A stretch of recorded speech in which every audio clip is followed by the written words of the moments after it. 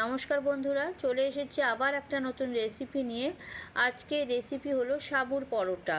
দেখুন, তার জন্য প্রথমেই কিন্তু আলুগুলোকে ভালো করে সেদ্ধ করে নিলাম। দুটো মাঝারি সাইজের আলু আমি প্রথমে সেদ্ধ করে নিয়েছি। তারপর দেখুন 2 কাপ মতন সাবু নিয়েছি। খুব বেশি পরোটা করব না, সেই জন্য অল্প করে কিন্তু সাবু নিলাম। সাবুটা নিয়ে একটু ভেজে নিতে হবে। গ্যাসের ফ্লেমটা কিন্তু অবশ্যই কমিয়ে রাখবেন, জোরে রাখবেন না। আর অল্প আছে কিন্তু খুব সুন্দর সাবুগুলো ভাজা যাবে। দেখুন, একটু ভেজে নিতে হবে, খুব বেশি ভাজার দরকার নেই। অল্প একটু ভাজা হয়ে গেলেই কিন্তু গ্যাসটা আমি বন্ধ করে দেবো। নিজে থেকে একটু ফুটে উঠেছে, সেই সময় আমি বন্ধ করে দিলাম। দেখুন, এরপর কিন্তু এটা ঠান্ডা করে নিতে হবে। সাবুটা কিন্তু সম্পূর্ণ ঠান্ডা করে নিতে হবে। তারপর দেখুন, আমি ডাস্ট করে নিলাম। আর এদিকে আলুগুলো দেখুন এরকম করে কুড়ে নিচ্ছি। এতে করে কিন্তু আলুটা খুব সুন্দর করে করা যায়। তাতে কি হয়, অনেক সময় আলু কিন্তু শক্ত শক্ত দানা থেকে যায়, সেগুলো কিন্তু একটুও থাকে না এইভাবে কুড়ে নিলে।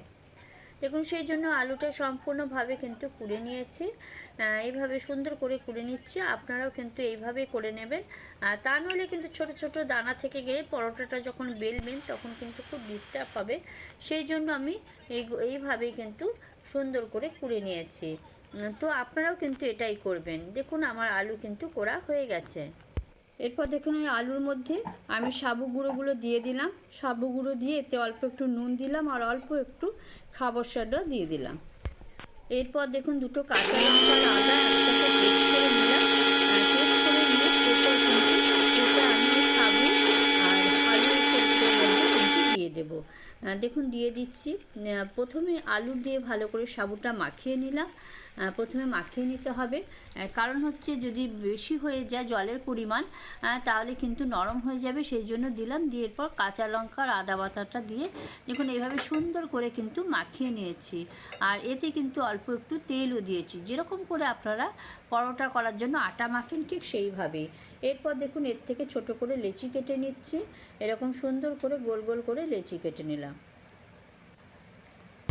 দেখুন, আমি খুব বেশি পরোটা করব না, সেই জন্য 4টে হয়েছে।